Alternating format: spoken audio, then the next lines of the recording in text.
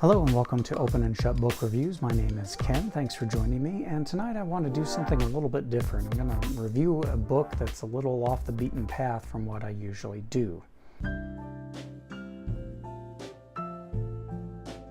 This book was written by someone who suffers with a chronic illness, and her goal by writing this book was to educate others on what it can feel like and how life-altering a chronic illness can be for someone. Now, chronic illness doesn't discriminate. It doesn't care if you're a cashier at McDonald's or the CEO of a Fortune 500 company. It can strike without warning after years of being healthy. The exact thing happened to the author of this book, Lisa Sniderman. The book's called A Light in the Darkness. And in 2008, she was diagnosed with something called, let me get this right, Dermatomyositis. And it's a mouthful. It wasn't too long before that illness basically completely rearranged the way she had to live her life. It greatly affected her job as an environmental scientist during the day and her budding music career that she was working on after hours. So this condition is basically a long-term inflammatory disorder, which affects a person's muscles. Now, what you're looking at as far as typical symptoms are rashes, increased muscle weakness. Some people have even experienced inflammation in their lungs, which would be just as painful as you're imagining. There were long periods of time for Lisa at various times since her diagnosis in 2008 where she was confined to a wheelchair just to get around her house. It's not something to take lightly. This condition will wreck you.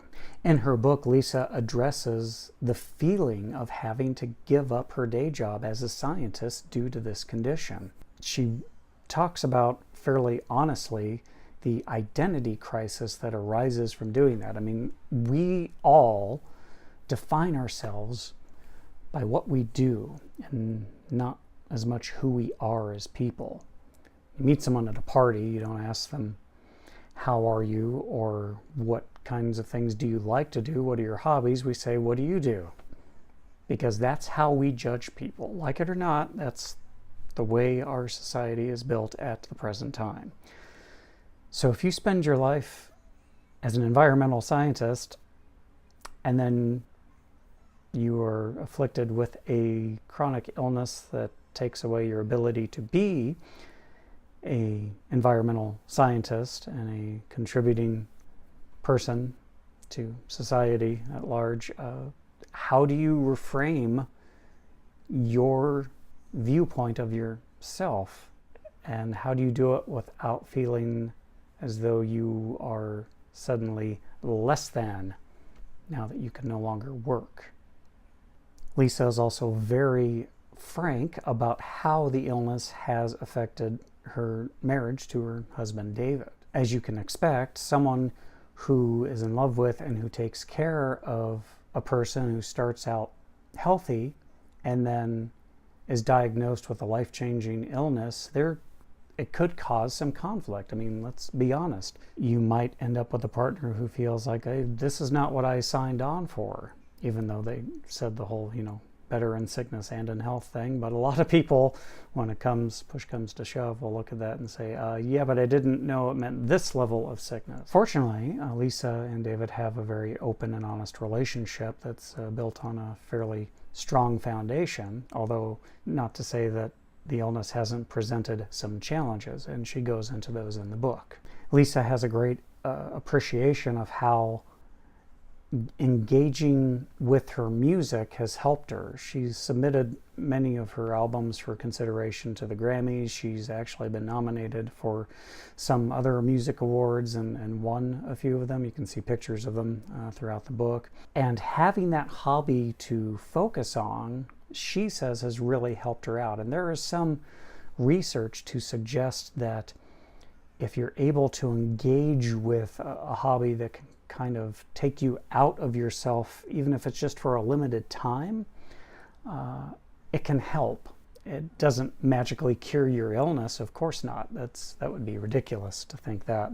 And it's even more than distraction. It just gives your mind the ability to focus on something other than the pain you're experiencing with whatever your illness happens to be. And if you can disassociate from that pain by entering kind of a meditative state, and for a lot of people, hobbies can help them do that. It gives them something to focus on that's difficult, but not too difficult, but just difficult enough to where it challenges you and fully engages your brain. Whether it's writing, drawing, painting, it can really help your spirits and your mental acuity. And for her, it was music. And some of the darkest times that she recounts in the book are when she thought she would have to give that up. Now, every chronic illness is different, and everyone's experience of a chronic illness is unique to them. Two people with, say, fibromyalgia are not going to have the exact identical experience with that illness. And so this book should in no way be taken as a blueprint on how to live with the dermatomyositis, but rather it should be read as a glimpse into a world that's not always talked about. That's the world of the chronically ill. If anything, I hope that if you were to read this book, you would come away with a little more empathy and a little more compassion for the struggles that chronically ill people go through.